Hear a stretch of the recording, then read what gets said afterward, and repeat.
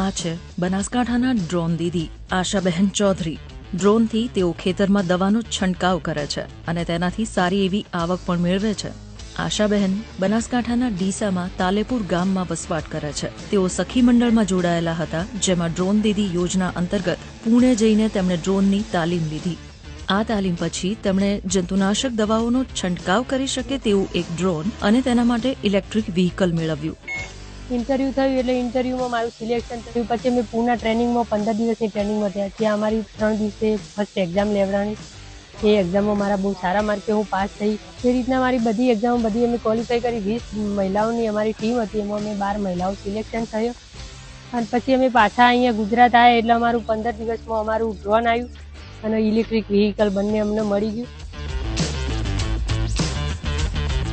આશાબહેનનો દાવો છે કે ડ્રોનથી 6 મહિનામાં તેમણે 1 લાખ કરતાં વધારેની આવક મેળવી છે.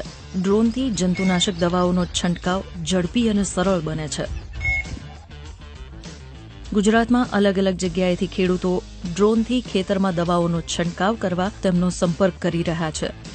હજી તો અમે ટ્રેનિંગ લઈને આવ્યા ત્યાં તો અમારા ઉપર ફોન આવતા હતા ખેડૂતોના કે બેન તમારું ડ્રોન ચાલુ થયું, બેન તમારું ડ્રોન ચાલુ થયું.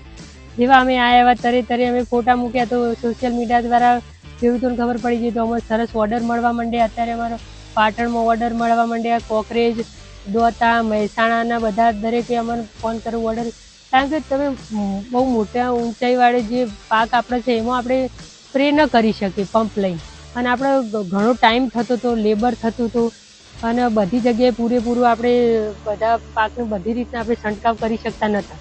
પણ સ્પ્રેના લીધે આપણે 3 મિનિટની અંદર 1 એકરમાં, એટલે કેટલું સરસ ફાયદો એમ. તમે એ તો જુઓ ખાલી, તો તમે 3 મિનિટમાં સ્પ્રે કરી દો એટલે કેટલું. અને અમે 1 એકરના 300 રૂપિયા લઈએ. તો જે લેબર 1 દિવસ આખો પૂરો સ્પ્રે કરે ત્યારે 1 એકર સ્પ્રે કરી શકે.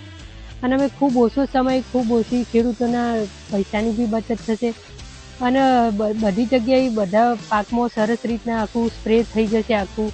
તો અમે અત્યારે હાલ અમે ક્લાસ 1 અધિકારી જેટલું કમાઈ શકાય એટલું અમે ધારે તો કમાઈ શકાય. એક દિવસમાં અમે 10,000 કમાઈ શકીએ.